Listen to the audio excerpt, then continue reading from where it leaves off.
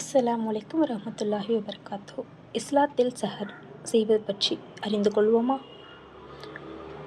அதாவது ரமலான் மாதத்தில் நோன்பு நோற்பதற்காக அதிகாலையிலேயே எழுந்து உணவை உண்பதுதான் சஹர் எனப்படுகிறது. இது வெறும் உணவு மட்டுமில்லை, ஒரு முக்கியமான வழிபாடாகவும் அதாவது சுன்னத்தாகவும் கருதப்படுது.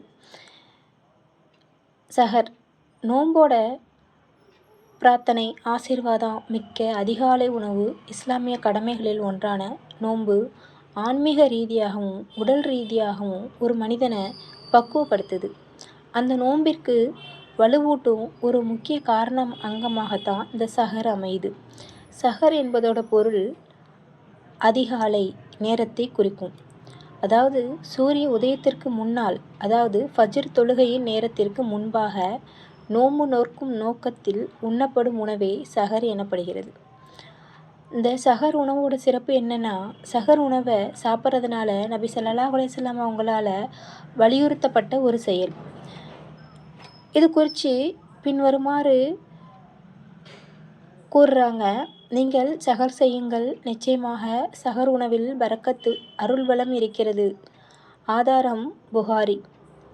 அதாவது பரக்கத் அப்படின்னா சஹர் உணவில் இறைவனோட ஆசீர்வாதம் நிறைந்துள்ளது. ஒரு மிடறு தண்ணி குடித்தாலும் அது சஹராகவே கருதப்படுது. பிரித்தறி முஸ்லிம்களுக்கும் முஸ்லீம் நோன்புக்கும் மற்றவரோட நோன்புக்கும் இடையில் ஒரு முக்கிய வேறுபாடே இந்த சஹரோட உணவு தான். ஒரு நாள் முழுக்க பசியோடும் தாகத்தோடும் இருப்பதற்கு தேவையான ஆற்றலை இந்த உணவு நமக்கு வழங்குது. இது சோர்வின்றி இறை வணக்கத்தில் ஈடுபடவும் உதவுது. சஹர் செய்யும் முறையை பார்க்கலாமா?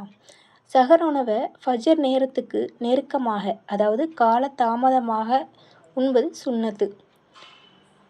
அதிகப்படியான உணவை தவிர்த்து உடலுக்கு தேவையான சத்தான உணவுகளை உட்கொள்வது சிறந்தது. பேரிச்சம்பழம் சஹர் உணவுக்கு மிகவும் உகந்ததாக கருதப்படுது. நியத் எப்படின்னா, சஹர் முடிஞ்ச பிறகு அன்னைக்கு நோன்பை இறைவனுக்காக நோன்பாக மனதால் என்ன செய்யணும்? உறுதி கூற வேண்டும். நம்மளோட எண்ணம் தான் நம்மளோட நியத்து.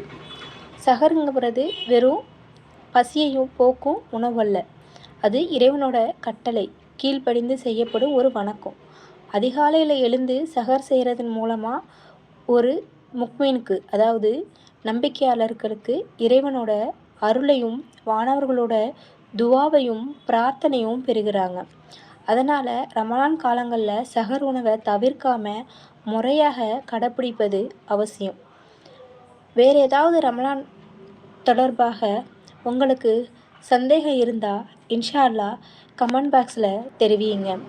உங்களுக்கு இந்த வீடியோ பிடிச்சிருந்தா லைக் பண்ணுங்கள், ஷேர் பண்ணுங்கள், சப்ஸ்கிரைப் பண்ணிக்கங்க. நீங்கள் இதை மற்றவர்களுக்கும் எத்தி வைங்க. அஸ்ஸலாமு அலைக்கும் வரஹ்மத்துல்லாஹி வபரகாத்துஹு.